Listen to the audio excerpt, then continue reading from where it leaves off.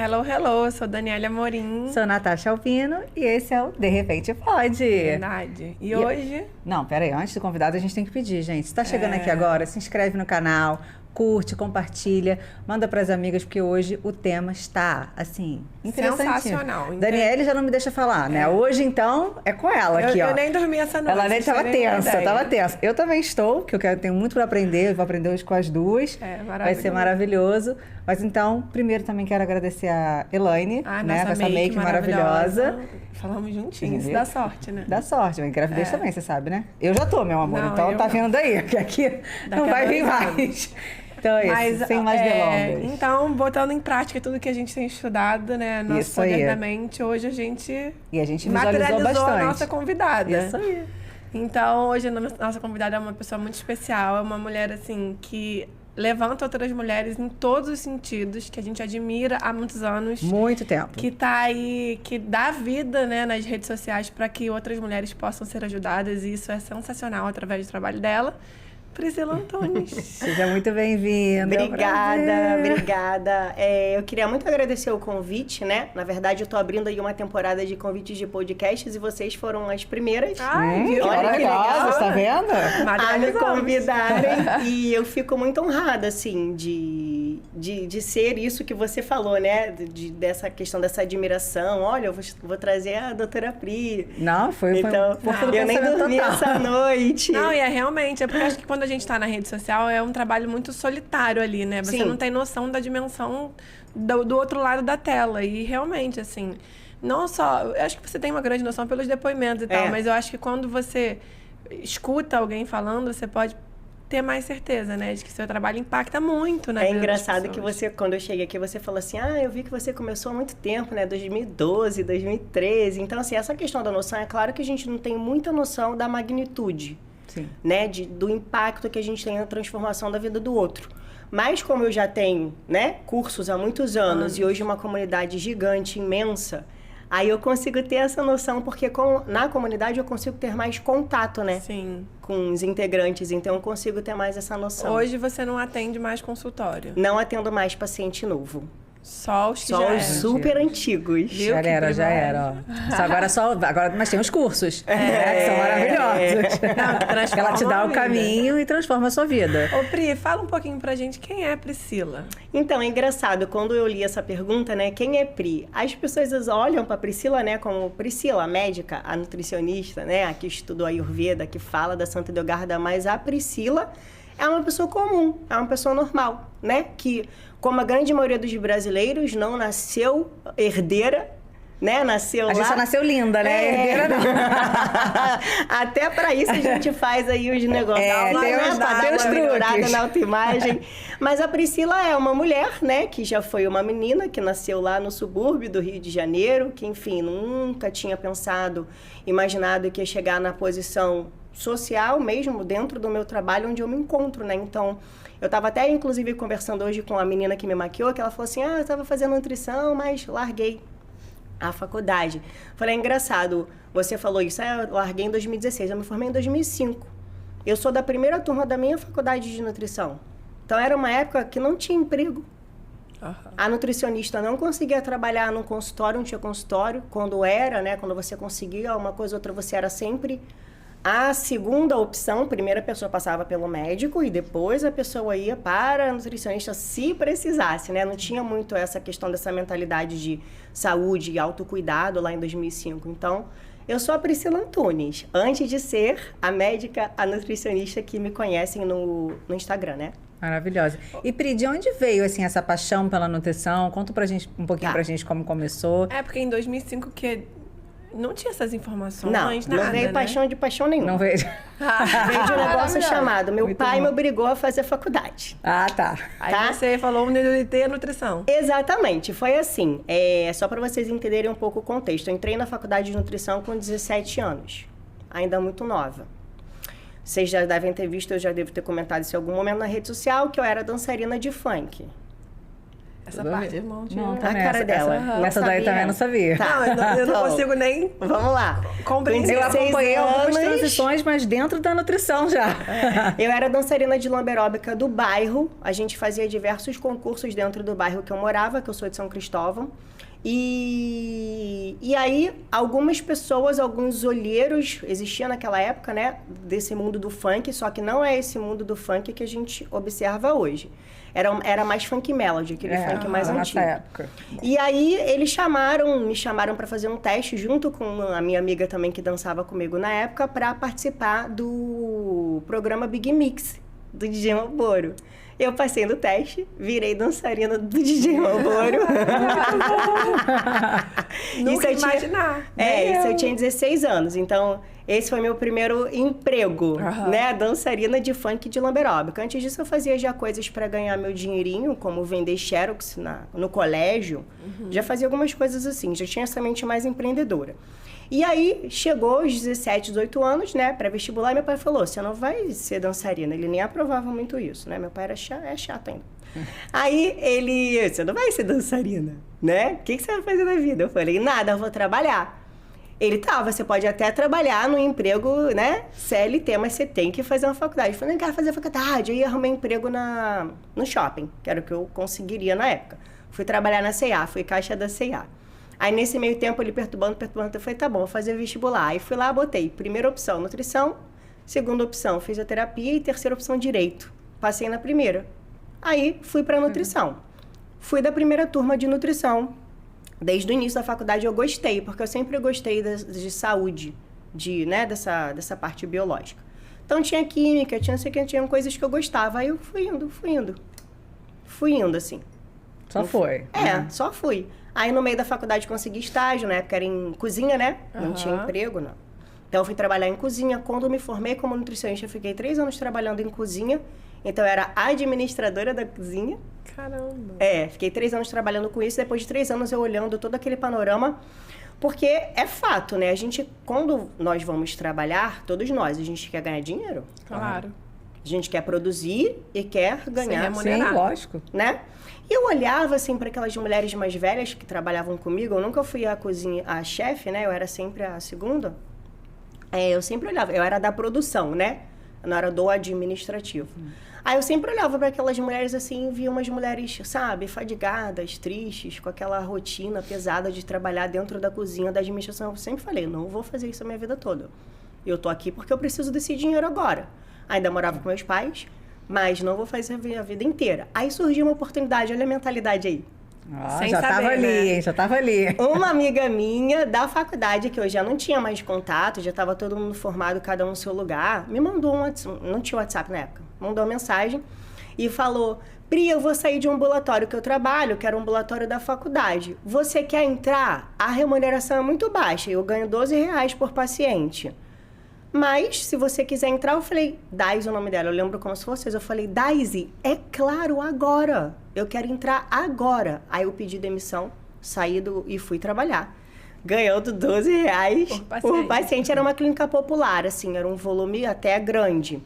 Mas a remuneração era baixa. E foi ali que eu comecei a entrar na clínica, na nutrição clínica, pegando mesmo o basicão, e aí dali pra frente eu fiz uma pós-graduação em nutrição clínica na UERJ, depois fiz em nutrição esportiva, e aí minha carreira mudou, fui pro consultório e passei no concurso do estado.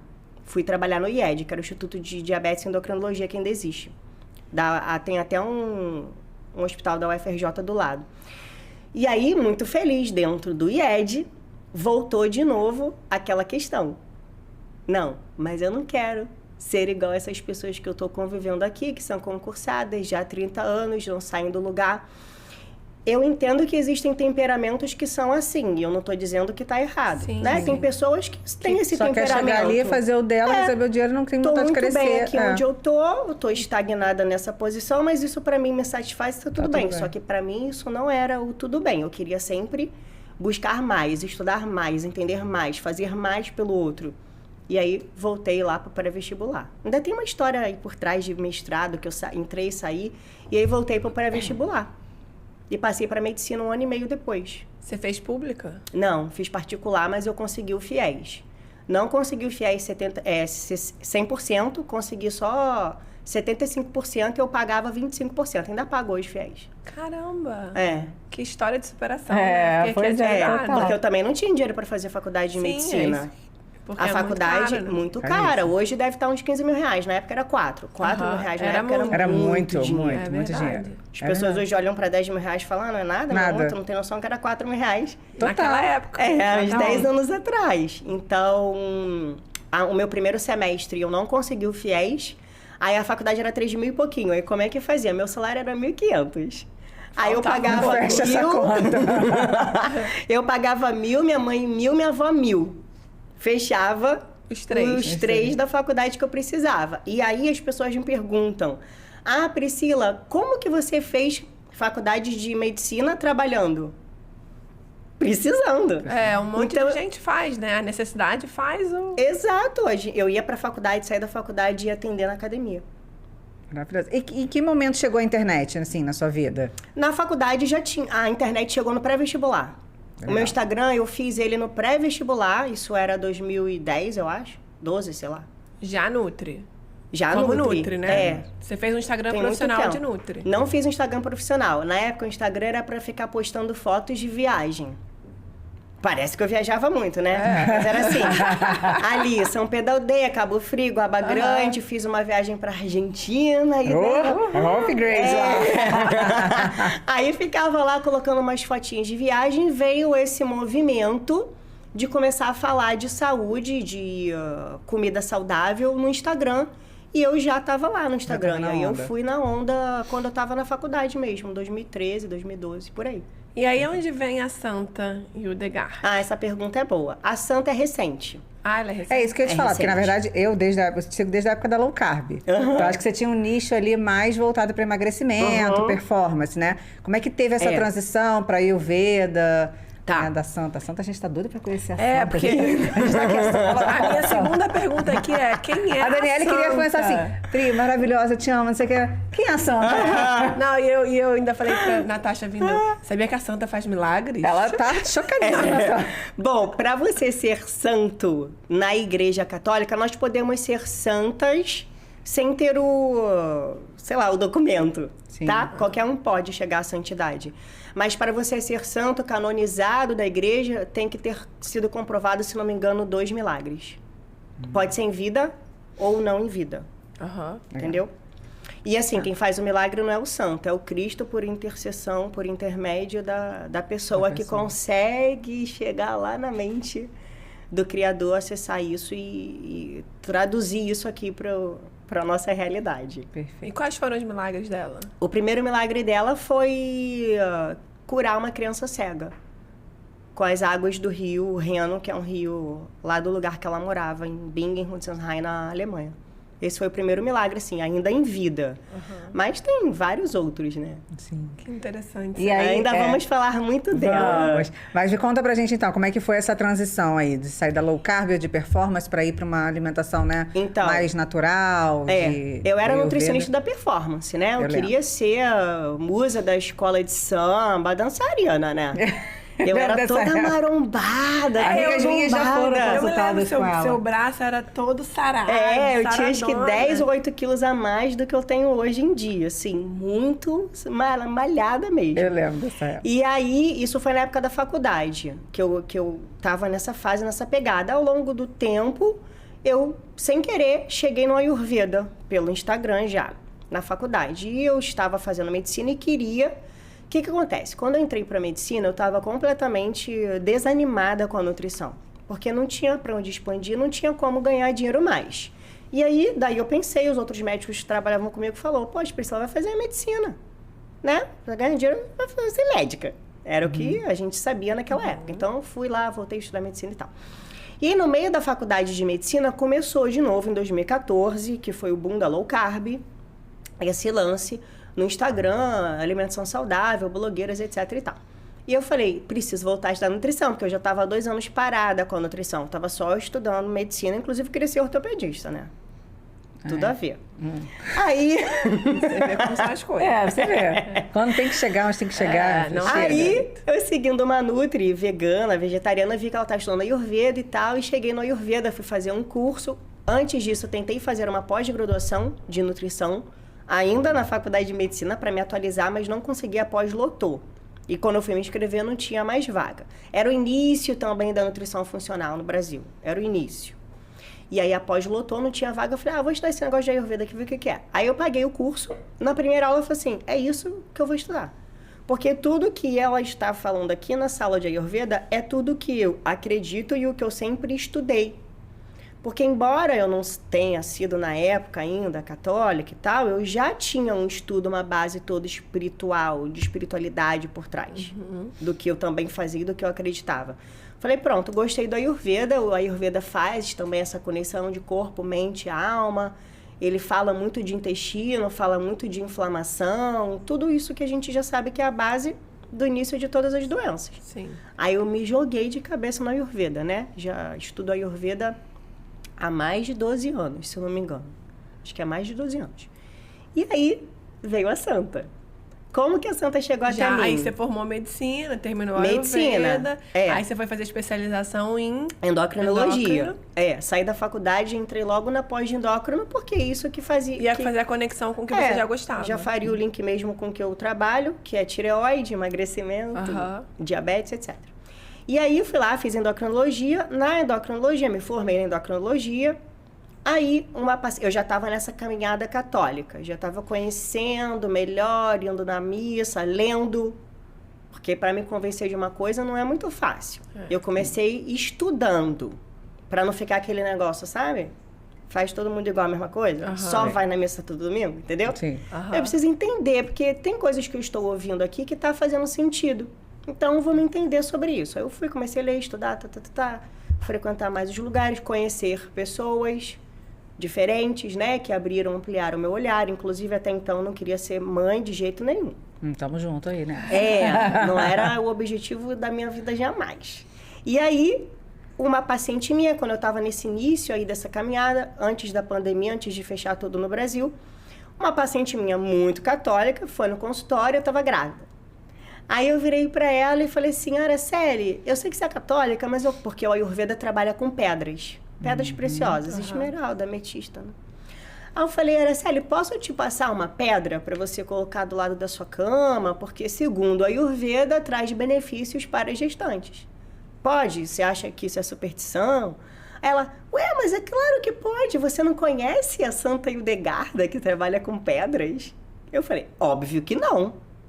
Isso eu lembro como se fosse hoje, acho que foi no dia 15 de março. Acho que essa foi a data, 15 de março de 2020.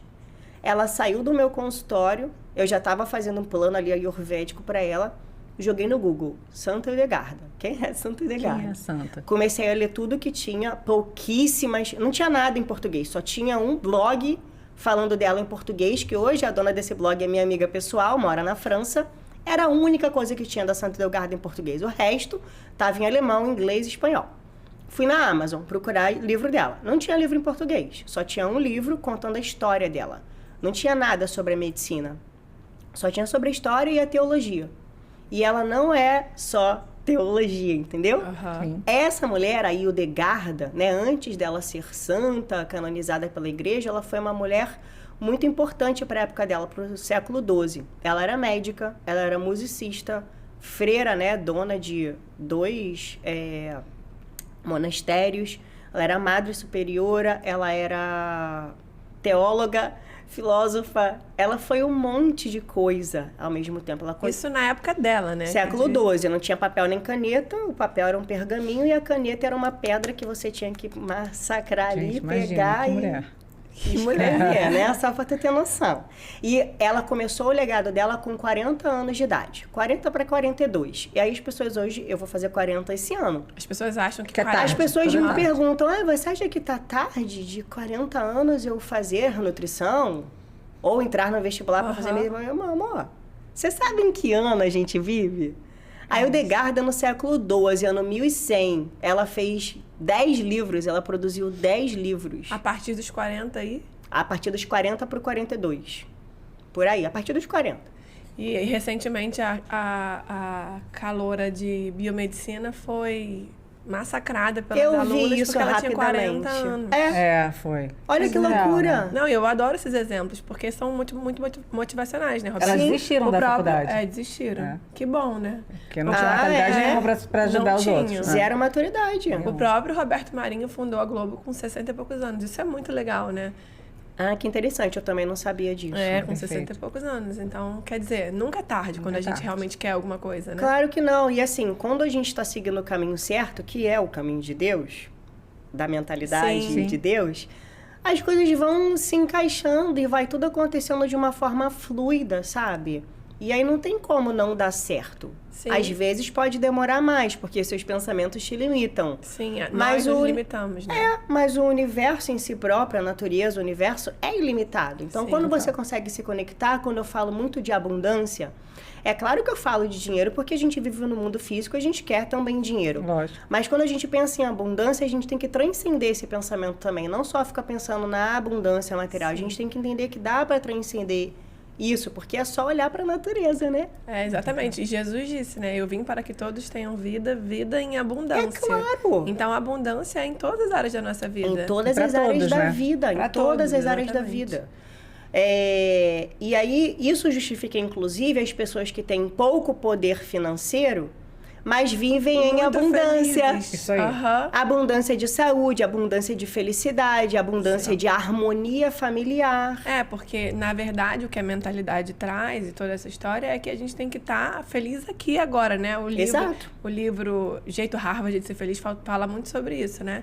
Que a gente precisa ser feliz para ter sucesso, não ter sucesso para ser feliz. Exato. O que é isso? É ser feliz hoje, nas condições que a gente tem, na vida que a gente tem, e que nunca é tarde para realizar. Se você realmente tem fé e quer alguma coisa, é só você produzir as causas para que aquilo aconteça. Exato. Enquanto presente, tem vida, né? Viver o presente. Enquanto tem vida, tem oportunidade. Porque quando a gente está no passado, a gente tá presa sofrendo. lá. E quando tá no futuro, você tá sofrendo uma coisa. Eu sou as pessoas tô melhorando muito, tá?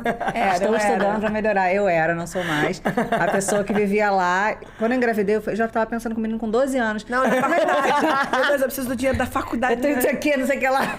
Eu tava pensando uma vez, falei, gente, calma, a criança nem nasceu, Natasha. Calma, pera, respira, volta. Tá chegando, volta. A Nath chegou a ter crise mesmo de ansiedade. De ir pro hospital achando que ia morrer, o médico respira. Então, mas quando eu trabalhei na UPA, o que eu posso afirmar para vocês, assim, que 90% do meu trabalho era atender pessoas assim. Não eram pessoas infartando, não eram pessoas, sabe? Era uma crise renal, uma vez na vida, um infarto. Sabe, eu trabalhei 9, 10 meses numa UPA, eu atendi um infarto. Todo mundo com crise de ansiedade. Um infarto de verdade. O resto era tudo crise de ansiedade. A partir do momento que eu identifiquei e que eu aceitei que era, hoje eu consigo, super controlado. Fui pra meditação, fui buscar como que eu ia melhorar. Mas a primeira vez que aconteceu comigo e falaram pra mim que era crise de ansiedade, eu falei, esse cara tá louco, né? Eu falei, moço, tô infartando. Eu tô infartando, eu senti minha mão ficou torta. As pessoas não... Ficou tudo torto, eu tava morrendo, eu fiquei Você ficou toda paralisada. Aí o cara falou assim, não é crise de pânico. Aí eu falei, mas você acha que tá louco? Ele não vai me consultar, ele não vai me examinar em nada? O máximo que ele fez foi medir minha pressão. Ele identificou na hora. Porque é muito comum. Hoje, muito comum. A primeira vez que eu vi, eu falei, meu Deus, essa pessoa... Né? Ainda era interna. Tava no internato. Eu falei, meu Deus do céu. Essa pessoa vai morrer aqui comigo, com o meu Porque médico. a mente transforma realmente o corpo, né? Ela movimenta. E você sente realmente 100%. tudo. Hoje eu consigo controlar perfeitamente. Quando eu sinto que eu tô ansiosa... Eu respiro, faço a meditação, rezo, faço minha oração. E, cara, controlo super bem. Aí, uma vez eu falei ao meu médico assim, quando eu tava tendo muita crise. Como é que eu vou saber um dia? Se eu estiver infartando mesmo e achar que é crise de ansiedade. Ele falou, você vai saber que não é a sua crise de ansiedade. Que não é crise de ansiedade, exatamente. Você parou, respirou. Se hoje você tem consciência do seu corpo, se você consegue voltar pro seu centro, continua... Aí você corre pro hospital. Sim. Né? Mas assim, acho que hoje também a gente tem um pouco mais de informação. A primeira vez... muito mais. Mas aí como é que você... Então você não encontrou nada em português? Só da... Ainda encontrei nada em português. Comprei todos os livros que tinham em espanhol e inglês e uns 2 em alemão. Inclusive até tento estudar alemão, né? Tento. que não é fácil pra Nossa, mim. Imagina. Mas você já fala super bem, que chegou aqui, só já sei falar o nome da cidade, o nome do sotaque já. Eu sei todos os foneminhas e os numerozinhos. Já tá bom, mas a gente sabe nada. E beer, que é cerveja, né? Eu acho que tudo Faz tá engasgado. Quando ela falou que Hildegard, eu falei, é alemão. Engasgou, foi. Engasgou, é alemão. E aí, eu comecei a ler os livros, né? Eles demoraram muito pra chegar, porque 3 dias depois, o Brasil fechou. O Rio de Janeiro fechou dia 18 de março. Eu lembro dessas datas por conta desse fechamento. E aí fechou tudo, então alguns livros demoraram muito para chegar. E daí eu comecei a estudar. Isso foi em março, né? Aí vem a história da minha gravidez. Em julho, eu engravidei. Sem querer. Como que foi o assunto lá em casa? Não queríamos nunca, jamais ter filhos. Adorávamos viajar todos os anos, fazer tudo que a gente queria, ir para os restaurantes que a gente queria, beber o quanto que a gente queria, fumar charuto, essas coisas. Exatamente a mesma história lá em casa. E a gente não queria perder a nossa liberdade. Porém, eu já estava nessa pequena caminhada do catolicismo, né, do cristianismo mesmo, entendendo melhor os valores morais, o padrão cristão, de pensamento, a mentalidade, etc, etc, etc. Veio Santo Hildegard. Pandemia. Tudo fechado. Aí um dia assim eu virei pro Daniel e falei assim, Daniel, olha só o que a gente está vivendo hoje. Tá tudo fechado, a gente não tem liberdade. A gente achou que tinha. A gente está preso dentro de casa. A gente hoje paga para morar no bairro mais caro do Rio de Janeiro, na quadra da praia, e não pode ir pra praia. Que liberdade é essa que a gente tem? Eu estou repensando algumas coisas. Eu acho que eu quero, sim, ter filhos. E outra coisa, eu já ia fazer 36 anos. Eu falei, já estou começando a chegar numa idade que eu preciso pensar nisso, se vai, se não vai, porque o que eu mais atendi no consultório eram mulheres com 40 anos que tinham tomado a decisão de engravidar e não estavam conseguindo, porque a gente tem uma data de validade. Sim, claro. Sim. O padrão de ansiedade que faz a gente ter, de tecnologia que faz a gente ter esse padrão de gestação. Posso até falar isso depois de uns índios que eu olhei uma história. E aí ele falou assim, também tô com medo, não sei o que. Eu falei, medo também tenho, mas daí? Olha só tudo que a gente tem hoje em dia. A gente consegue ter um filho tranquilamente. Pode vir até gêmeos. Aí ele, então tá bem. Aí eu, controladora que sou, colérica, pita, muito fogo, né? Falei, vamos fazer o seguinte, vamos começar a tentar em agosto. Eu jamais imaginei que eu fosse engravidar rápido, por causa da idade. Falei, vamos começar a tentar em agosto, porque se a gente conseguir engravidar em agosto, ali vai nascer lá para maio, lá para junho, olha, vai ter um signo bom, touro, câncer, né? Não são signos de fogo. Nisso, eu queria piscinar. Controladora. Não vai ser fogo, né? E eu e o Daniel somos terra. E aí, o elemento, né, do signo. E aí, tá bom, eu parei de olhar a tabelinha. Essa conversa foi em julho, sei lá, dia 13. No dia 26 de julho, 27, 28, por aí, engravidei. Só que eu não sabia. Porque na minha cabeça, eu não ia engravidar assim uma semana depois de ter tomado a decisão. Eu achei que fosse demorar. E enfim, engravidei, não sabia que estava grávida. Continuei vivendo a minha vida normal, tomando meus vinhos, comendo as minhas pizzas, né? Aquelas coisas que eu sempre gostei de fazer. Fiquei gripada, eu falei, meu Deus, deve ser Covid, né? Tá todo mundo com Covid, tô gripada, peguei Covid. Fui na farmácia, fiz aqueles testes rápidos. Fiz PCR negativo. Teste rápido positivo. Falei, é Covid, toma ali remédio. Caramba, e grávida. Covid, grávida. Não era Covid. Eu estava grávida, porque eu não sei se isso aconteceu com você, mas geralmente, quando a mulher engravida, naquelas 2 semanas depois da fecundação, a imunidade cai. Então, a minha caiu, ficou com herpes na boca. Ficou com herpes, viu? A maioria das mulheres tem gripe, tem uma faringite, tem uma amidalite, herpes. Foi. E aí, tem relação com esse boom inflamatório e imunológico que é a gestação. Nossa, não sabe fazer ideia. Eu até imaginei, assim, que a imunidade caía, porque... não quero beber no seu copo. Eu lembro. Você lembra? E aí, eu não estava com Covid, eu estava grávida. Minha menstruação atrasou. O que eu achei? Que era o Covid. Porque o Covid já tinha artigos provando que podia desregularizar o ciclo menstrual, não sei o quê. E era tudo muito novo. Tudo muito novo. Eu falei, aí, tá vendo, pessoal? Eu tive Covid. Vou fazer exame de dedímero para ver se eu tava... Aí deu lá alto. Falei, é Covid, eu sabia que era Covid. A menstruação atrasada. E eu com cólica. Você teve cólica? Eu tive. Parecia que eu tava ovulando. Pra mim, total ovulando. E eu falei, com tô cólica, ovulando, tipo, vou fazer teste, não. Cólica pré-menstrual. Total. Só que eu não tenho cólica. Nunca, na vida. Eu tenho. Então pra mim foi normal. Aí eu achei estranho. Eu falei, tô achando estranho, a menstruação não vem, essa cólica. Falei, Daniel, vai lá embaixo rapidinho na farmácia e compra um teste de xixi. De gravidez. De gravidez. Positivo. Susto, eu falei, cara. eu não estou acreditando. Acho que foi dia 8 de agosto que eu fiz o teste. Falei, não tô acreditando, tô grávida. Fiquei paralisada. Já de um mês. Gente, pertinho de mim. Eu descobri dia... Não, amiga, isso foi 2020. Tem 2 anos. Não, falando pertinho, o período. O período. Tá. A minha última menstruação também foi 2 de agosto. Foi logo depois que eu descobri. Fazendo vida normal. E o Ayurveda fala que a melhor época da mulher engravidar é no inverno. É em julho. Perfeito. Por quê? Porque, segundo as estações do ano, tudo tem uma simbólica dentro do universo. Então, outono agora, qual é a simbólica? Da introspecção.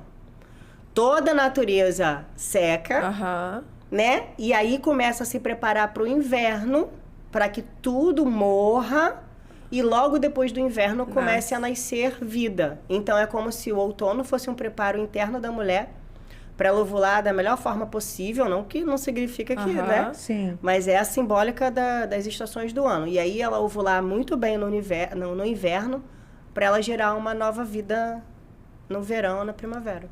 Perfeito. Gente, maravilhoso, nem vocês sabia. duas engravidaram. Foi. E você também engravidou na velocidade da luz. Foi na velocidade da luz. Mesma coisa. Tirei o aplicativo do celular. Falei, a gente foi casar, né? A gente tá junto há 12 anos. Sim. Mas a gente foi casar em Vegas, ia ser na pandemia. Aí tivemos que adiar, não sei o que, foi 2022. Falei, não, até o casamento, até lá. Eu tava fazendo assim, nunca foi meu sonho. Mas também nunca falei que não. Sim. Meu marido naquela ali queria, mas era essa. A gente tem nossa liberdade, a gente gosta de viajar, a gente gosta de sair e tal. Então eu ficava naquela. E depois do casamento, eu falei, parei de olhar o aplicativo. Perdi. Foi abril, engravidei em agosto. Olha aí, viu? Mesma coisa. Mesma coisa. E é claro que a gente só consegue entender depois que passa pela experiência, né? Sim. Eu também, depois de ter tido a Ana Sofia, assim, o início pra mim foi muito difícil. Não que tenha sido difícil a maternidade, porque, olha, ela mamou bem, eu não tive uma dor no peito, eu não tive mastite, eu não tive absolutamente nada. Foi um parto super rápido, super tranquilo, nada. E aí, depois que ela nasceu, a minha maior dificuldade era conseguir equilibrar o tempo para trabalhar. Só que hoje, depois de 2 anos olhando todo o panorama de tudo que aconteceu, eu posso te falar que é mamão com açúcar. Molezinha. É moleza, depois que você pega. Assim, então, quando eu tiver um outro filho agora, eu já vou saber como funciona, porque eu já vivi a experiência. A gravidez veio junto com os livros da Santa. Veio junto com os livros da... Exatamente, veio junto com os livros da Santa. E aí, grávida, eu já naquela caminhada da católica, estudando muito o catolicismo, estava lendo muito livros de santos, livros teológicos e tal, veio a Santa Hildegarda. Comecei a ler tudo que ela tem sobre medicina. O meu foco do meu trabalho com a Santa é medicina. Não leio quase nada teológico dela, filosófico, muito pouco. É a medicina. Então, eu comecei a estudar a medicina com a Santa Hildegarda. E aí, comecei a entender que tudo que ela falava tinha conexão com a Ayurveda, tinha conexão com a nutrição e com a medicina funcional, mas ainda ia além, que era a mentalidade. Só que eu ainda não tinha me tocado que era a mentalidade. Você sabe que quando você falou que ela curou, fez a criança enxergar, tem um livro que se chama O Homem Mais Inteligente da História, O Homem Mais Incrível da História, um desses 2 nomes, que fala sobre Jesus. E aí fala sobre mentalidade inteligente, né? Que foi o livro mais legal que eu já li vários, esse foi o melhor. Mas fala que nós devemos viver como Jesus. E como é que Jesus fazia os milagres dele? Ele não tinha dúvida. Ele, quando ele ia curar o cego, fazer o paralítico andar, ele não duvidava em momento nenhum. Ele ia 100% certo de que aquilo aconteceria. Sim. Então, provavelmente, a Santa usava esse princípio. Porque quando a gente, de verdade, quer alguma coisa na nossa vida, acontece. Pro A realidade é que a gente tem essa dificuldade de 100% acreditar. Tem aquela vozinha no final, ai, mas será? Imagina se eu vou chegar para por paralítico, levanta-te e anda. Eu não vou nem me atrevo, porque eu já não acredito que eu sou capaz. Então é isso, é a gente ter 100% de certeza de que a gente faz aquilo. É aquela questão do esforço colaborativo. Exatamente. Tem uma passagem bíblica que é muito linda, que eu gosto muito dela, que é assim, a história de uma mulher que sangra muito, de vez de ter algum mioma, alguma hemorragia. E aí, por isso, ela era suja. Então, ninguém ficava perto dela. E aí ela soube que o Cristo, né, o homem que faz milagres, ia passar lá, enfim. Eu não sou muito, tá? Posso estar falando coisas erradas da Bíblia. Mas a história é essa. Sim. Não sou... Você pega no contexto. Não sei qual é a passagem, o número, o versículo. E aí, quando ela chegou lá, né, viu que ele estava lá, mas tinha uma multidão em volta dele, porque até então já conheciam ele como a pessoa que fazia milagres e tal, o Messias. E ela chegou perto, mas ela não conseguia chegar perto dele. Como ela era suja, né? Ela não tocava nas pessoas e tal. Então, quando ela viu ele passando, o que ela fez? Ela pegou numa parte da túnica dele. Não tocou nele. E ela caiu. Nisso que ela caiu, ela já caiu sentindo que parou de sangrar. E aí, quando ele vira pra ela, ela fala assim, ai, Senhor, desculpa, eu não toquei em você, desculpa, eu só peguei num pedaço dessa túnica e tal. Aí ele, você está curada. A sua fé te curou. Por quê? Porque ela acreditou tanto. Claro que a fé tem essa questão da transcendência com Deus, né? Sim, Deus sim. permitiu ela ser curada. Mas ela acreditou tanto naquilo, que só o simples fato dela encostar numa parte da túnica dele já curou. Então, tem toda essa questão, né, da pessoa, né? Jesus Cristo era o Filho de Deus Pai. Sim. Ele Imagina se ele ia sabia... duvidar. Ele tinha certeza. Tanto que ele nem tentou olhar. Falou, você tá curada. Sem nem saber. Olhou pra ela, né? E falou. Exatamente. Tinha muita certeza que ela tava. Você já está curada. Exatamente. Entendeu? Vai. Igual o tanque de Betsaida e tantos outros milagres. É claro que a Santa Hildegarda, quando fez lá a primeira cura dela, ela já sabia também que ela tinha essa conexão, né? Os santos, os místicos. Os santos místicos, nem todos são místicos, mas os santos místicos, eles sabem que tem essa conexão, porque a visão do mundo espiritual para eles é muito diferente da nossa. Eles conseguem ver mesmo o mundo espiritual. Tanto que na Igreja Católica não existe mulher exorcista. Só homens são exorcistas, padres, sacerdotes. E ela foi a única mulher exorcista de toda a Igreja Católica. Ela fazia exorcismos naquela época. Então, ela tinha esse contato mesmo maior com o mundo espiritual. Então, não é fácil, mas eles sabem, né? E aí... Eu escrevi até aqui sobre isso, né? O que ela fala sobre essa questão do feminino? Que você falou, né? A Igreja Católica não tinha... Interessante. A Santa Hildegarda, por ela falar muito de mulheres, né? O que acontece? Como que é o trabalho de mentalidade da Santa? A Santa, ela tinha visões do mundo espiritual. Então, ela conseguia ver o bom e ela conseguia ver o ruim. Então, ela fez ela fez uma história, diversos livros e histórias sobre o que ela via, que eram os demônios, os vícios, que são padrões mentais humanos, inveja, coração amargo, medo, né? São ansiedade, né? Covardia, são padrões humanos, e ela via esses padrões como demônios. Ela via lá. E ela via o que, né? Tudo é dual, né? Então, ela via a parte positiva. Quem eram? As virtudes. Então, as virtudes apareciam para ela como anjos femininos e tal. Então, ela sempre teve essa linguagem feminina. Ela foi uma mulher estudiosa que também falava, escrevia muito sobre o feminino. Ela tem livros sobre saúde feminina. E hoje, olham para ela, algumas pessoas falam que ela é feminista. Mas ela nunca foi feminista. Ela sempre... Porque qual é a ideia... Que eu entendo, tá? Eu posso estar falando errado. Mas a ideia do feminismo é o quê? Igualdade de gênero. Sim. Né? Dentro da Igreja Católica tem-se uma hierarquia. O Papa, o Bispo... Não. Ela nunca foi contra a hierarquia da Igreja. Inclusive, ela era muito ortodoxa. Ela era muito fiel às escrituras. Ela seguiu o que estava lá.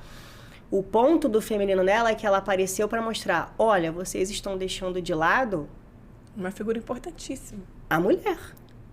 Então, ela exaltou muito Nossa Senhora, ela falou muito, tem vários escritos sobre Nossa Senhora, com essa questão também do feminino, da gestação, de toda... Porque todos nós temos pontos positivos dentro do planeta, tanto masculino quanto feminino. Sim. Embora ela não seja daquela época das trevas, né? Era medieval, era das trevas, ela não é. Ela é de uma era antes. Ela não pegou a Inquisição, essas coisas. Ela veio de uma era anterior. Acredito eu até que Deus organizou para ela nascer dessa forma tão mística anteriormente, para não sofrer com as coisas que aconteceram depois. Mas ela veio numa época que não dava muita importância para o poder feminino. E ela veio para desmistificar isso, para mudar, para mostrar. Então, assim, os reis, né, respeitavam demais ela. Ela era profeta também. Então, ela conseguia profetizar diversas coisas. Então, os reis...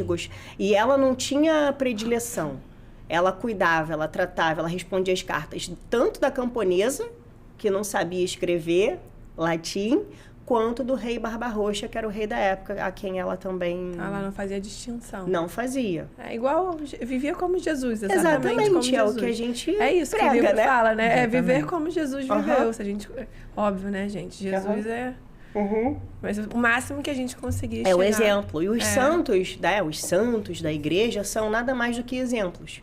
Claro que a Santa Edelgarda, ela estimula a curiosidade das pessoas porque ela é mística, né? Ela fez milagres em vida, ela via anjo, via demônio, era exorcista, fazia um monte de coisa, era profeta, tem profecias dela aí. Hoje as pessoas estão falando das profecias dela.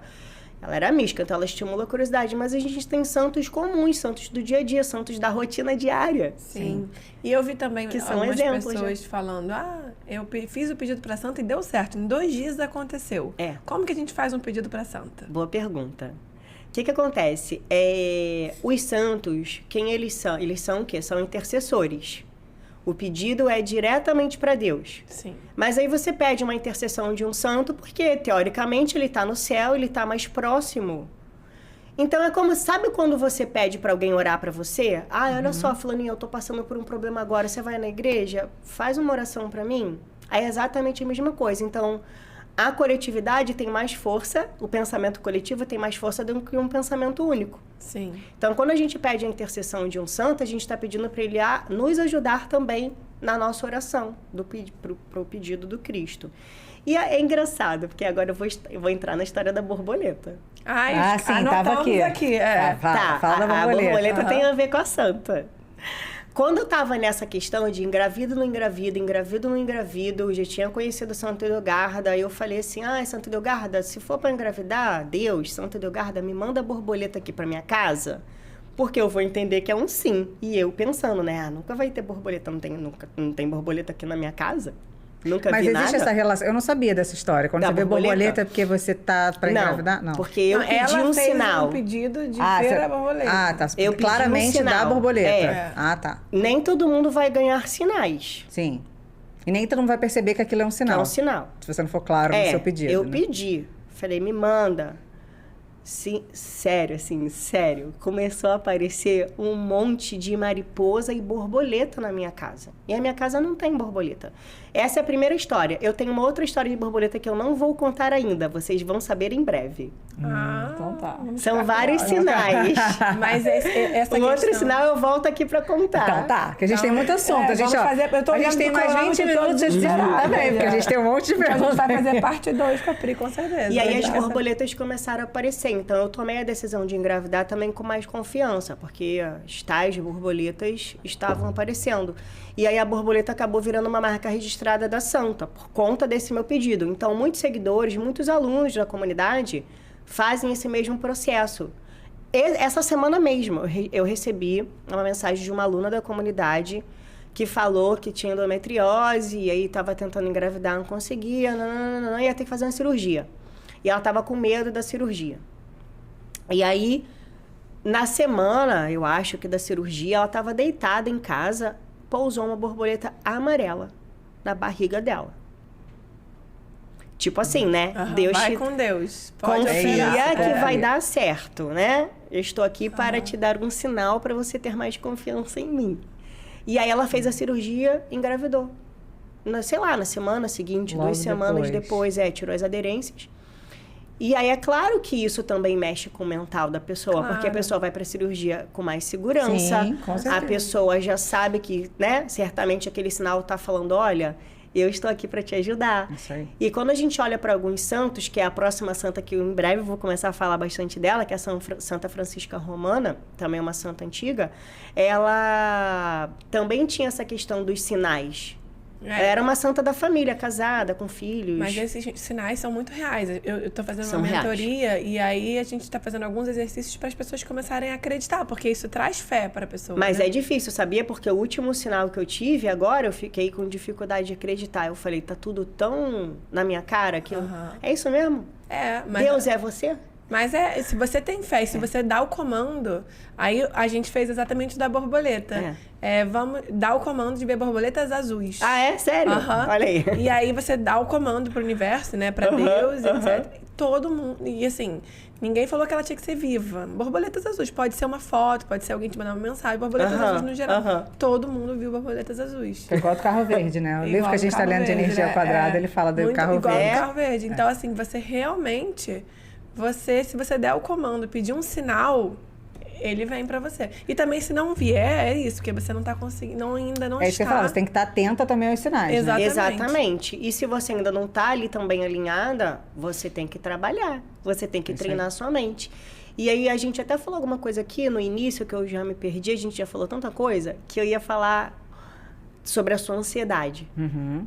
Todo mundo consegue, todo mundo aprende no colégio, né? Matemática, português, religião, ciências, química, biologia. Mas ninguém ensina a nós como equilibrar a mente. É verdade, não tem essa matéria em lugar nenhum. Não existe. Seria o mínimo básico, né? Ninguém nunca falou, olha, estabiliza seus pensamentos. Não existe. Nunca. Eu até acho que lá nos tempos antigos, isso, por conta até da religião...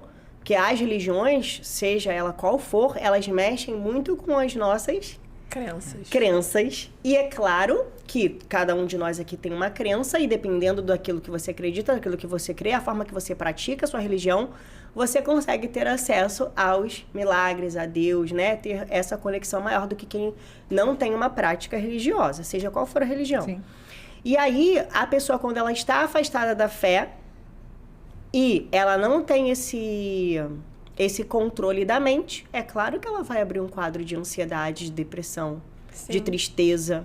E a gente tem visto, você falou negócio de criança de ter na escola, a gente tá vendo depois da pandemia muita criança ansiosa, né? Muita. Eu tinha uma ex-sócia que o filho dela tinha crise de ansiedade direto na escola. Ela tinha que ligar lá correndo e a médica, a professora falou que era super comum.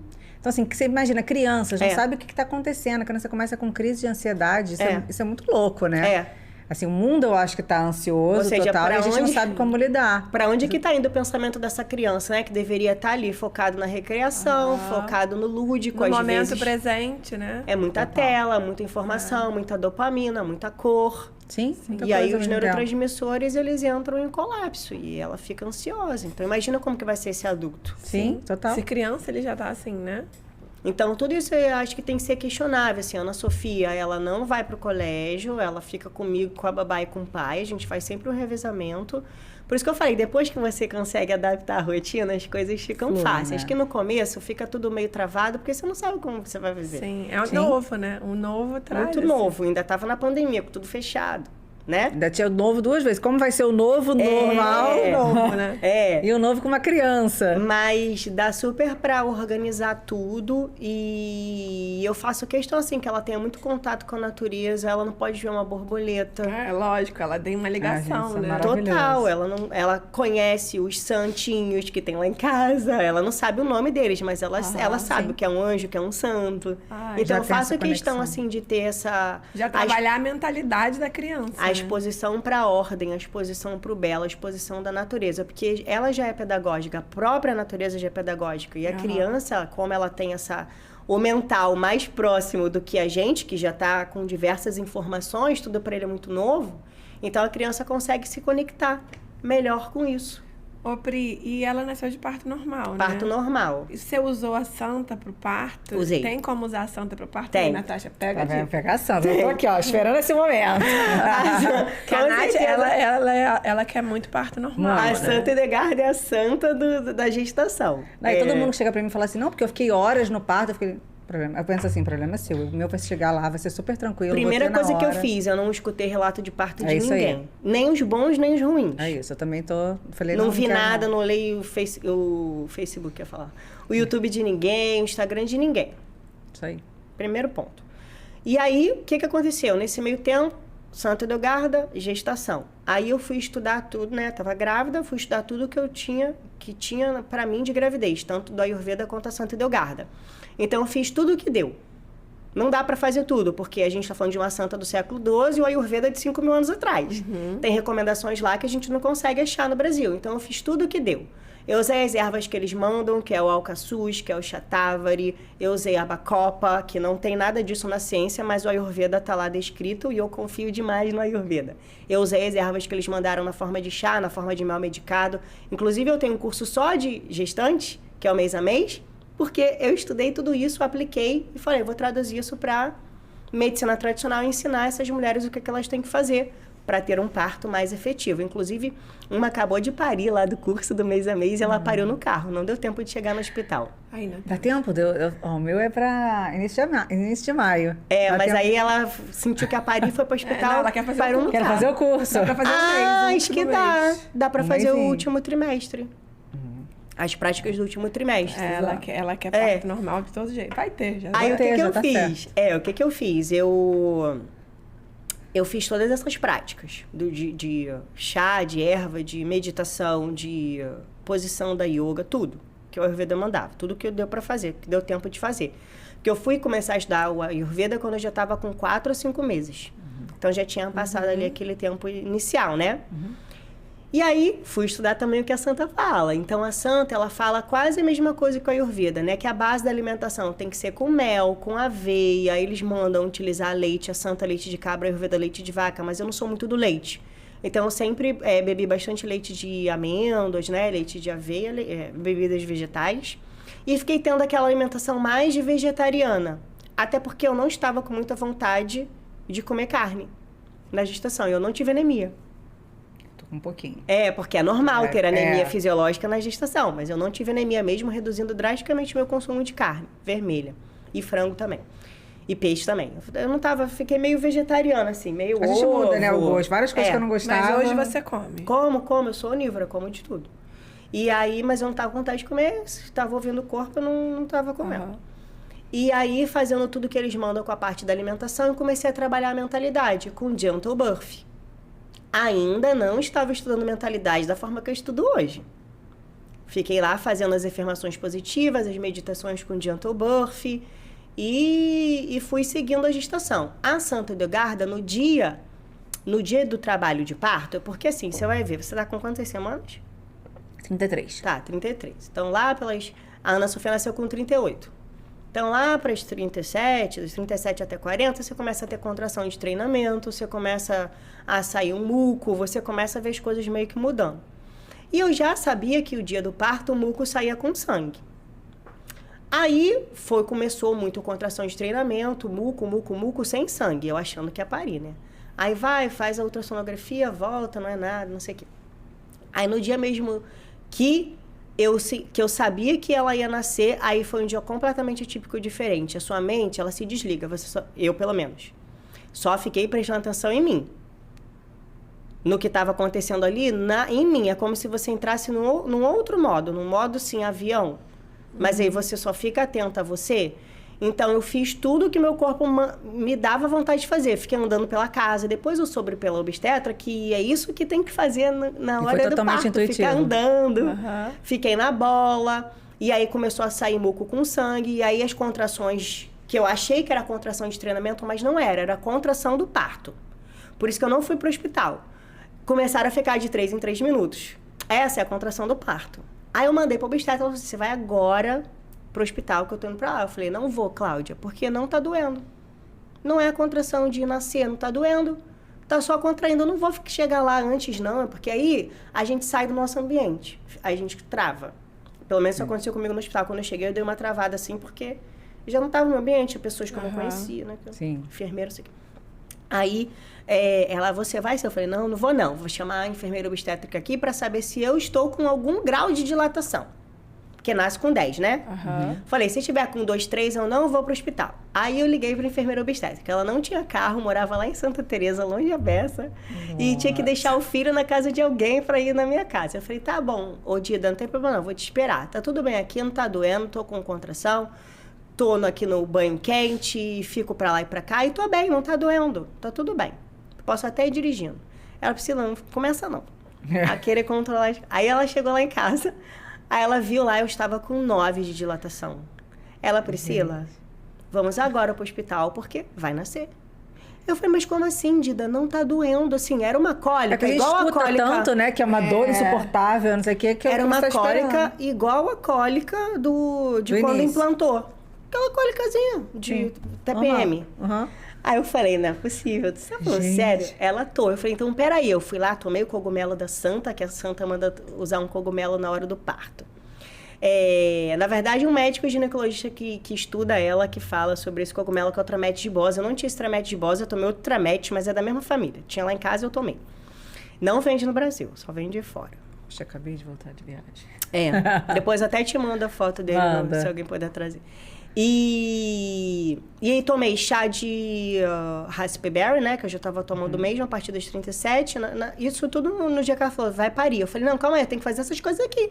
Tem minha rotina, peraí, ela, Priscila, vamos agora, vai nascer. Eu falei, não, deixa eu fazer. Cogumelo, chá de cardamomo também, que é uma indicação do Ayurveda quando você começa a entrar nesse modo operandi. Que a cabeça começa a devagar, ficar muito vata. Por isso que a mulher fica ansiosa, que fica com muito ar na cabeça. E aí eu falei, não, deixa eu fazer aqui meus chás. Eu peguei meus chás, botei as coisinhas na bolsa que eu ia levar pra maternidade. Peguei minha pedra, porque a Santa mandou usar a jaspe, que é uma pedra vermelha no momento do parto. Ela diz que segurar aquela pedra vai proteger o bebê na hora de nascer das interferências maléficas. E também, se a mulher tiver com dificuldade de parir, para fazer uma massagem com a pedra aqui no saco, na região da lombar. Aí eu levei as pedras para o hospital e levei um óleo essencial de verbena, que também é uma indicação desse doutor que também estuda a Santo Edogardo, um italiano. Mas a verbena, quando eu fui estudar sobre ela, ela é anestésica.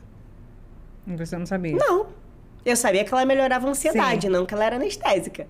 Aí eu levei, botei lá óleo essencial de verbena, pode ser chá de verbena, óleo essencial, sais de banho de verbena, o que for. Botei lá na bolsa e fui pra maternidade. Aí quando eu cheguei na maternidade, aí eu queria ir dirigindo. Aí ela, não, você tá maluca? Não vai dirigindo, tá com dilatação de 9. Falei, mas não tem ninguém, meu marido não dirige, ela não dirigia. O carro, a única pessoa que anda sou eu. Esse é o cenário. Aí eu falei, peraí, vou ligar pro Caio, que é o vizinho. Falei, vou ligar pro meu vizinho aqui pra ver se ele pode me levar. Ele estava malhando aqui no Cita América. E eu moro em Ipanema. Aí ele falou, eu tô pertinho de você, já tô aí na sua casa em 15 minutos. Ele chegou em 15 minutos. Acho que ele foi, sei lá como é que ele foi daqui até lá. E aí ele me levou no hospital, cheguei lá, andando, entrei no elevador. Aí eu lembro que alguém falou assim, essa é a que tá parindo? Tipo, tem certeza? Será que vocês confundiram, não? Aí eu subi, fui lá para a sala de parto. A sala ainda não estava nem preparada, estava muito quente. Não pode também ter ar-condicionado, não pode estar climatizado, tem que ser mais quente o ambiente. Aí cheguei lá, o obstetra já estava lá, assistente dela, o anestesista, etc, etc. Eu já tinha falado que eu não queria anestesia, porque qual foi a ideia? Na consulta eu falei, olha, eu não quero anestesia, mas eu quero anestesista lá. Eu vou pagar para ele estar lá. Se eu não aguentar, ele vai fazer anestesia em mim. Se eu aguentar... Beleza. Aí ele tá lá e tá tudo bem. Inclusive foi ótimo ele estar lá, porque foi ele que viu o exato horário que a Ana Sofia nasceu. O exato horário. Ele tá fazendo nada. Aí ele viu o horário. Foi ótimo ele estar lá. Eu também quero saber o horário, se a gente olha o horário certo pra fazer o mapa astral dessa criança direito. Alguém olha o horário. Aí, enfim, já tava todo mundo lá me esperando. A enfermeira foi comigo, né? A enfermeira obstétrica. Aí quando eu cheguei lá, o obstetra falou, realmente, já tá com 9, já tá na... Porque eu estudei isso. Que eu queria saber quais eram as fases. Estava na fase 2, ou seja, eu já sabia que a fase 3 era a fase do nascimento. Aí eu falei assim, caraca, eu não tô acreditando, vai nascer mesmo. Porque eu achei que fosse ficar lá, né? Que a gente escuta essas histórias, fiquei 14 horas. Sim. Falei, meu Deus do céu, já vai nascer, é assim? Mas eu cheguei... É assim?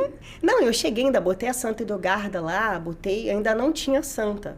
Não tinha Santa ainda, ninguém vendia Santa do Brasil. Eu levei uma foto da Santa, botei lá, botei a pedrinha, não sei o quê, lá na estantezinha. Aí a bolsa não tinha estourado.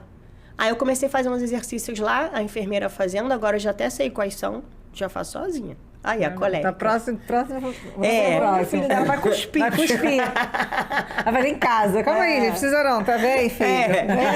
E aí eu fiz lá os exercícios para a bolsa estourar, aí a bolsa estourou. No que a bolsa estourou, ela demorou meia hora para nascer. Foram 3 puxos. Aí doeu. Mas não é que doeu para sair, não é. O que dói é o osso se abrindo, dilatando. Claro. Mas também não é uma dor incapacitante. Pelo menos comigo não foi. E a recuperação? 100%. Sensacional, né? Não tive dilaceração, não tive. Eu tomei até uns 2 pontinhos, eu acho, porque a pelezinha do lado de fora rasgou um pouquinho, mas eu não tive dilaceração. Eu não senti aí o círculo de fogo que falam, né? Que arde tudo na hora que o bebê tá saindo. Eu não senti. Eu só senti os puxos. E aí eu nem acreditei que ela tava nascendo. Até botei a mão na cara. Aí o obstetra tá nascendo. Eu falei, não quero ver. Não quero ver. Nasce logo. Sai de mim! Toda mãe querendo olhar ela fechando os olhos. Tem foto assim. Não quero ver. Quero que saia. Sai logo, Ana Sofia! Vem, minha filha. Bem-vinda ao mundo. Bem-vinda ao mundo. E quais são as dicas que você pode deixar pra quem tá grávida e vai viver esse momento? Tá. É claro que as dicas, elas se complementam, se conectam. A primeira delas é, com certeza, trabalhar a mentalidade. Porque eu acho que isso fez total diferença na hora do meu parto. O Gentle Birth lá que eu segui no aplicativo. Já baixa, amiga. Já baixa esse aplicativo. Realmente, eu achei que isso fez diferença. A gente vai colocar o nome do aplicativo aqui na descrição. Né? A atividade física, eu só fazia em casa. Eu sou marombeira, né, da academia. Mas as academias estavam fechadas por causa do Covid. Aí eu contratei uma personal, ela ia na minha casa 2 vezes por semana. Aí eu fazia atividade leve, não estava fazendo atividade como eu já era acostumada a fazer, e algumas posições da yoga, que nada mais eram posições de alongamento, né? Posições de atividade física mesmo, de alongamento. Isso eu fiz bastante. O treino da mentalidade e, claro, a base de tudo, né? Uma alimentação anti-inflamatória. 100%, assim, né? A gente já faz um pod só pra falar da Eu falo muito isso pra Nath. Eu tava assistindo uma aula esses dias, eu ia ligando pra ela. Olha, você faz isso. Olha, você faz isso. Aí ela... agora já fiz besteira, já comi. Porque, assim, é um momento em que a mulher tá gerando uma vida. Ou seja, é um momento que a mulher, num geral, ela fala, bom, já que eu já vou ter essa barriga mesmo, eu vou comer o que eu quiser. Vou comer por 2. Eu não tive essa mentalidade. Sim. De comer loucamente. Ela também dizia, amiga, o único momento que você pode ficar gordinha é ficar feliz, né? Ela tava zoando. Mas assim, eu não tive essa mentalidade. Mas eu hoje, olhando, eu falo, cara, eu poderia ter me alimentado melhor. Assim, não chutei o balde, mas consegui chegar num equilíbrio. Então, não pense também que eu fiquei 100% ayurvédica e gardiana, não. Não, até porque no final da gestação, a Ana Sofia tava, assim, para finalizar a história do parto, que são várias histórias de milagres. Teve primeiro a história da borboleta. No meio ali do caminho, no início do caminho, eu já sabia que eu tinha alterações genéticas de metilação. Eu já sabia que eu tinha um metilfolato, B12, B6. Toda a minha metilação é ruim, porque eu já sabia da minha homocisteína e do meu teste genético. E aí, quando eu falei isso para o obstetra, da questão do dedímero que eu achei que era Covid, não era Covid, o meu dedímero foi para 5.000, 6.000. O valor normal na gestação é de 900 a 1.000. Ele já estava alto porque eu estava grávida. E ali, acho que no 2º ou no 3º mês, ele aumentou muito. E isso aumenta muitas chances também. No meu caso, que já tem essa questão genética lá por trás de aborto. Aí a obstetra falou, não vamos arriscar, né? Você vai tomar o Clexane e o AS. Aí eu tomei Clexane e AS a gestação inteira. Aí lá no final, a Ana Sofia começou a não crescer muito. Ela já não estava mais ganhando muito peso. Estava crescendo muito. Lá no finalzinho mesmo, assim, acho que 35. Aí ela até falou, você tem que parar de trabalhar, porque eu tava pau na máquina, trabalhando muito. Ela falou assim, Princesa, você tem que parar de trabalhar. Deixar essa mente mais calma, porque seu bebê não tá crescendo. Eu falei, tem certeza, Cláudia? Ela tem. Eu falei assim, então tá bom, então eu vou parar agora. Eu desmarquei tudo, parei tudo. Porque eu não queria ter um parto prematuro, que ela disse que estava com propensão de ter um parto prematuro. E aí eu parei tudo e tal. Aí ela não estava crescendo muito, e ela falou assim, você tem que aumentar a proteína, porque eu não estava comendo pouca proteína, mas eu não estava comendo muita proteína. Aí eu falei assim, então para ganhar peso, então vamos ganhar proteína, pastel, tudo, carboidrato, mel. Não fiquei comendo chocolate, tá? Mas assim, os pastéis que eu não comi, eu comi no final, Isso nem é interessante fazer, porque a gente sabe que glúten e essas coisas mais no final pode aumentar a dor na hora do parto. Eu já pode interferir também no neném depois? Por exemplo, a alimentação que você faz até... Porque uma conhecida minha falou que 1 mês antes parou de comer glúten, lactose, por conta da amamentação. Do parto. Pode ser. Também. Pode interferir no neném, do neném vir com... ter mais cólica, alguma coisa assim? Não, acho que não. Porque no final, realmente, eu dei uma chutada de baixo. Porque como ela não tava ganhando peso, eu falei, é porque talvez eu esteja comendo... Tem que comer mais, né? E eu não sou uma pessoa que tem muita fome. Eu não consigo comer grande quantidade. Tem gente que consegue, eu não consigo. Mas, enfim, eu me forcei e comi mais. Tomei mais proteína, tomei whey protein, fiz um monte de estratégias mesmo da nutrição tradicional. Ela nasceu com 2.800. 2.500 já é baixo peso, né? Ela nasceu bem pequena. Aí você não vai acreditar. Na hora que ela nasceu, a obstetra falou assim, meu Deus, um nó verdadeiro. Um não, 2. E ficou naquilo. Ela cortou o cordão umbilical, tem a foto dos nós no cordão, e aí foi. Depois eu fui estudar o que é um nó verdadeiro.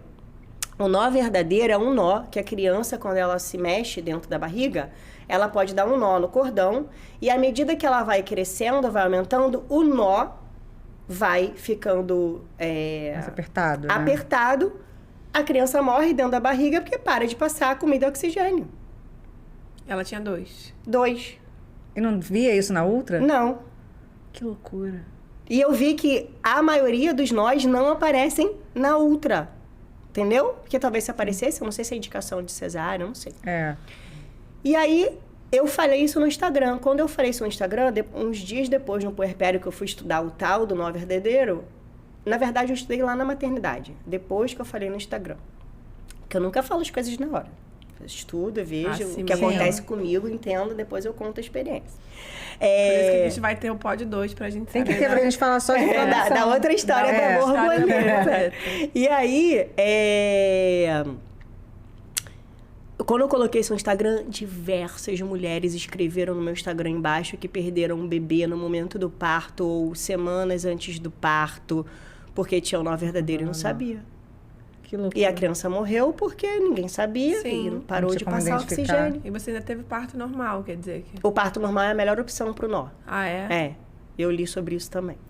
Aí eu falei, gente, mais um milagre, né? Mais um milagre. Então, você vai ver por isso que ela não ganhou tanto peso, que ela não cresceu tanto, porque o nó não ficou tão apertado a ponto de parar. Então, assim, toda gestação é um mistério e é um milagre. Sim. Tem um sacerdote da igreja que já morreu, se chama Fulton Sheen. E a gente que estuda mentalidade, ele fala muito sobre cocriação. Santo Edogarda também fala que nós somos co-criadores. E... com Deus, né? Da nossa realidade. E o Fulton Sheen fala que o ápice da cocriação é gestar.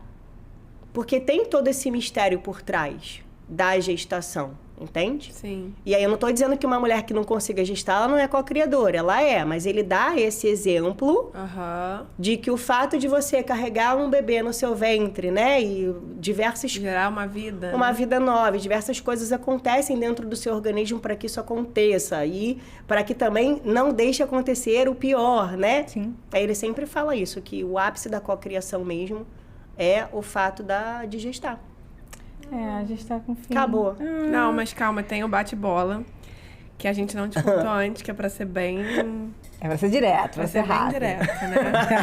Mas já tá aqui o convite pra você vir pra fazer a parte 2. Vamos falar. A gente falar sobre desinflamação, o intestino não deu nada. E é verdade. Não deu tempo. Mas então é bom que a gente fica... Porque assim, gente... Vamos falar, desinflamação, ela intestino e fígado. Ela tem tanto conteúdo que eu fiz 1 milhão de perguntas e a gente conseguiu fazer 3 aqui. 3, então, é isso.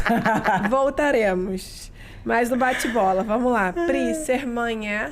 Ser mãe não é padecer no paraíso. Eu acho que ser mãe, assim, é bem legal. Uma experiência que você consegue também trabalhar a transcendência da mentalidade. E Deus, ele sempre provê tudo, né? Então, quando você acha que tá ali no momento de dificuldade, que eu passei por diversos momentos de dificuldade, tanto de saúde depois do parto, até mesmo no meu relacionamento, mas você vê que as coisas vão se encaixando e Deus provê tudo.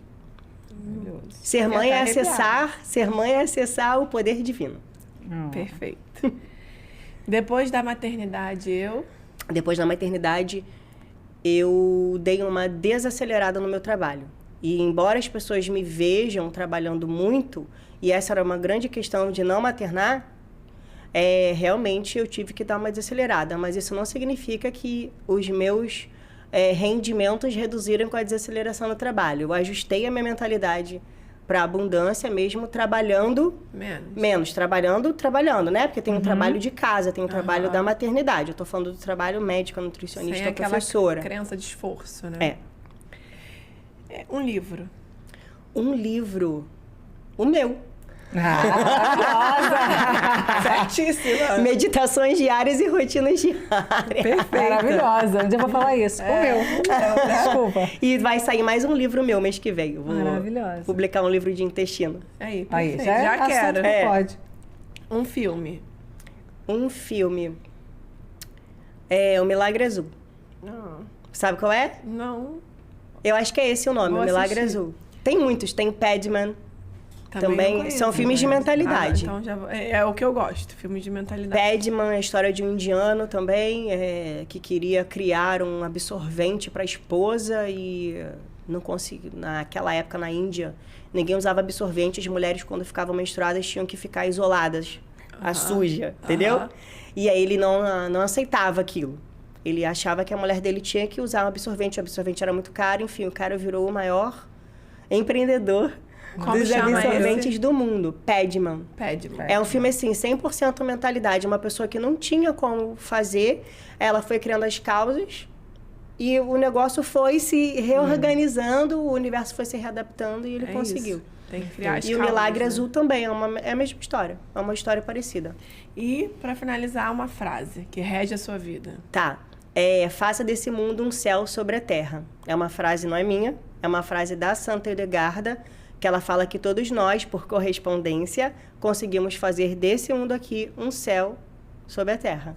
Perfeito. Que maravilhoso. Nossa, Gente, também. eu vou estudar essa santa pra ontem. Eu também, já vou começar. E para quem quer estudar a santa, começa por onde? Então, eu diria para começar pelo meu curso mesmo, pela Comunidade Saúde Conectada. A Comunidade Saúde Conectada não é um curso da santa. Eu já tive um curso só da santa, quando não tinha livros, nada traduzido da santa. Depois a comunidade, ela virou o curso da santa, onde eu conecto o que ela ensina com o que a gente tem de medicina, suplementação, nutrição e também com o estudo da mentalidade. Então, eu faço uma conexão de todos esses ensinamentos. Tem um livro da Regine Pernod, que é um livro que conta a história, assim, fielzíssima da santa, a história da vida dela, Regine Pernod. E o maior autor em medicina da santa é o Dr. Riga Strillo, que eu fui até no congresso dele ano passado, lá na Alemanha. Ele já deve ter uns 86, 87 anos. Ele estuda ela há 40 anos. E aí eu fui no 12º Congresso da Santa e eu fui a primeira médica brasileira a estar lá. Ai, que legal. Segundo ele. Ai, que legal. Ele falou, tem uns 5 brasileiros que eu sei que estudam a Santa, mas você é a primeira médica que vem aqui. Assim, eu veria assim, nossa... E o congresso era só gente idosa, sabe? Ai, que legal. Não tinha muita gente jovem, médico, não. A galera mesmo ali daquela região que lê a santa, que faz os tratamentos dela. Ai, muito legal. Não, e eu tava lá, foi bem legal. Foi muito maravilhoso. A gente queria ficar aceitar. Não, vamos fazer o parte 2. Você volta. Você é maravilhosa. Só continua com o seu trabalho, porque é incrível. Obrigada. Incrível. Sou fã. Já era, agora mais ainda, né? Então, só materializamos realmente a nossa mentalidade, que era algo que a gente já queria muito. Obrigada mesmo. Obrigada. Obrigada. Um beijo. Beijo. E você que está assistindo, manda para todo mundo que grávidas, que precisam desses assuntos. Tem muita coisa muito legal. Curte, ajuda a gente, compartilha, comenta aqui se você gostou. Se inscreve no canal. Se inscreve no nosso canal e até a próxima. Beijo.